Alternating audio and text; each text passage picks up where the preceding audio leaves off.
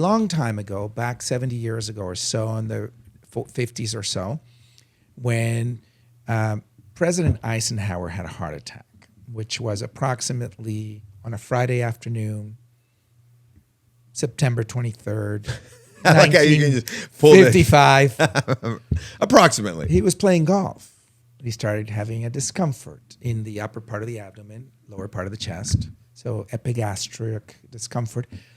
That on the golf course in Denver, he attributed to a hamburger he had eaten for lunch. So he went to the guest house where he was staying, and the pain returned, 10 p.m. It got worse at 2 a.m. The wife, Maese Eisenhower, called the family doctor who was there at 3 a.m. I believe he got some morphine for the pain, Good. which was the right thing to do. In those times, we didn't have the same techniques and knowledge as now. So at the time, the conventional wisdom was, you rest a heart attack. Rest, Mr. President. Well, he kept having little bouts of chest pain to the point that they said, let's do an EKG. And that was at 1 p.m. the following day. Right. Right? Many hours. Right. So by the time he did the EKG, he had a large anterior myocardial infarction. Which for the tourist is a large heart attack on the anterior wall of the heart. This is the heart. and the heart attack is caused by the blood flow stopped? Yes, in essence, he had A blockage? plaques of cholesterol inside the lumen, and one of them broke off. Maybe he also had other risk factors, hypertension, maybe cholesterol issues. I believe he was a smoker for some time. So I don't know about his family history. So he had other risk factors. He was a little heavyset, as I recall, from watching him on film. And he was in his mid-60s, I believe. And he was out in the cold wind playing golf in late September in Denver. It's a cool day. We know that the cold tends to vasoconstrict.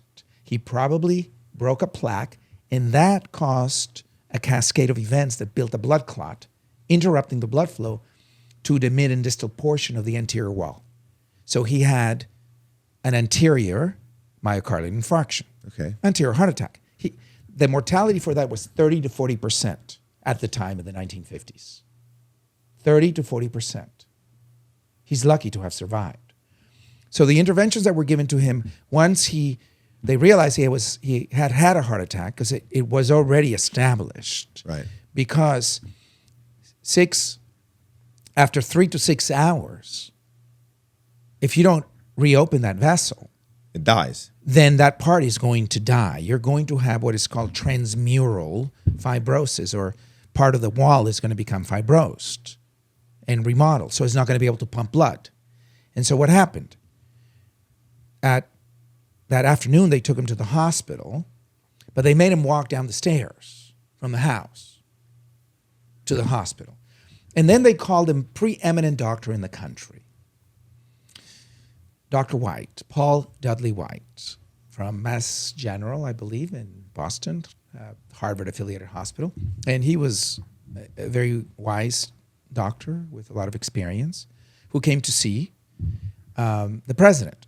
I believe Paul Dudley White was on his way to a dinner with his wife when I think the Attorney General called him and said, you need to come. The president's having a heart attack. So they flew him to Denver and was able to see the president. And then, with great wisdom, I must say, was able to present the case to the journalists who were hungry for information. Why? Because in February of 1919, the president, Woodrow Wilson, had N1H1 infection, the Spanish flu, and became very ill. And shortly thereafter, he had a stroke. And the encephalitis induced, the thinking goes, and there are some books written about this, caused him to change his negotiation tactic at the Versailles Conference in detriment to Europe. in detriment Because of to that. Germany. I think it caused a bit of, I'm going to say, I don't want to use the word dementia.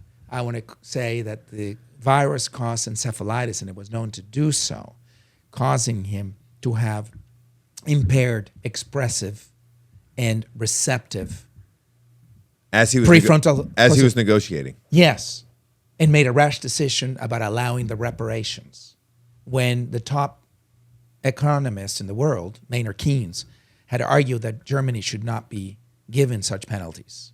Right. That it would be bad for the world for many reasons. Right. Which of course it was. Yes, and that it would create problems, and he was correct.